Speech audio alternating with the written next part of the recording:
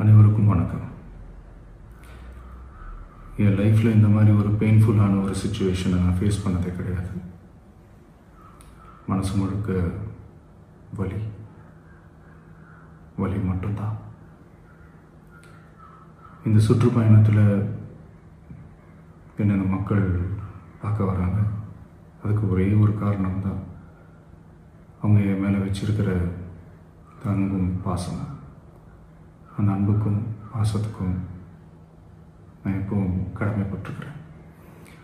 அதனால தான் இந்த சுற்றுப்பயணத்தில் மற்ற எல்லா விஷயங்களையும் தாண்டி மக்களுடைய சேஃப்டி, அதில் எந்த காம்ப்ரமைஸும் பண்ணிடக்கூடாதுன்றதுக்காக தான் அது என் மனசில் ரொம்ப ஆழமாக இருக்கும் அந்த எண்ணம்.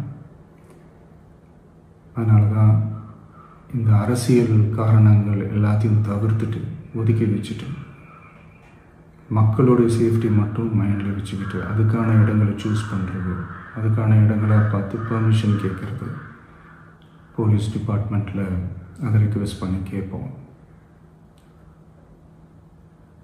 ஆனால்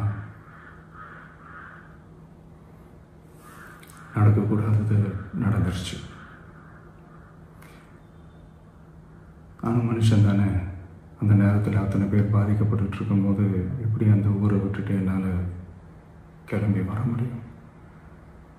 நான் திரும்ப அங்கே போகணும்னு இருந்துச்சுன்னா அதை ஒரு காரணம் காட்டி அங்கே வேறு சில பதட்டமான சுச்சுவேஷன்ஸ், வேறு சில அசம்பாவிதங்கள் அந்த மாதிரி எதுவும் நடந்துடக்கூடாதுன்றதுக்காக தான் நான் அவாய்ட் பண்ணேன்.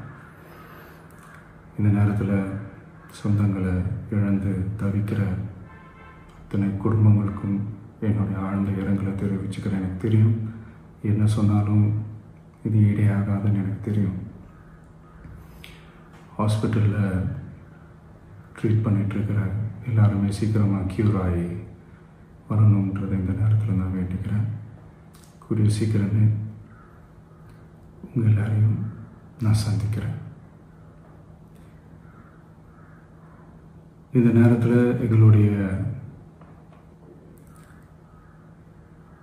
வலிகளை, எங்களுடைய நிலைமையை புரிஞ்சுக்கிட்டு எங்களுக்காக பேசின அரசியல் கட்சிகளை சார்ந்த நண்பர்கள், தலைவர்கள் அனைவருக்கும் என்னுடைய நன்றியை தெரிவிச்சுக்கிறேன். கிட்டத்தட்ட ஒரு 5 மாவட்டத்துக்கு பிரச்சாரத்துக்கு போனோம். இந்த மாதிரி எதுவுமே நடக்கல. ஆனால் கரூரில் மட்டும் ஏன் எப்படி நடக்குது, எப்படி நடக்குது? மக்களுக்கு எல்லா உண்மையும் தெரியும். மக்கள் எல்லாத்தையும் பார்த்துக்கிட்டு இருக்கிறாங்க. கரூரை சேர்ந்த அந்த மக்கள் அந்த உண்மையெல்லாம் வெளியில் சொல்லும்போது எனக்கு கடவுளே நேரில் வந்து இறங்கி அந்த உண்மைகள்லாம் சொல்கிற மாதிரி எனக்கு தோணுச்சு. சீக்கிரமே எல்லா உண்மைகளும் வெளியில் வரும்.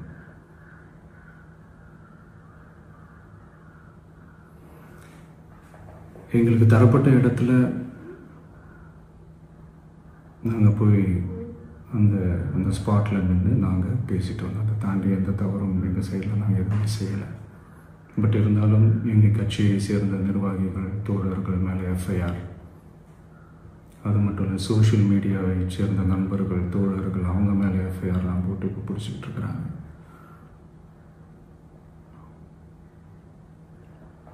CM sir,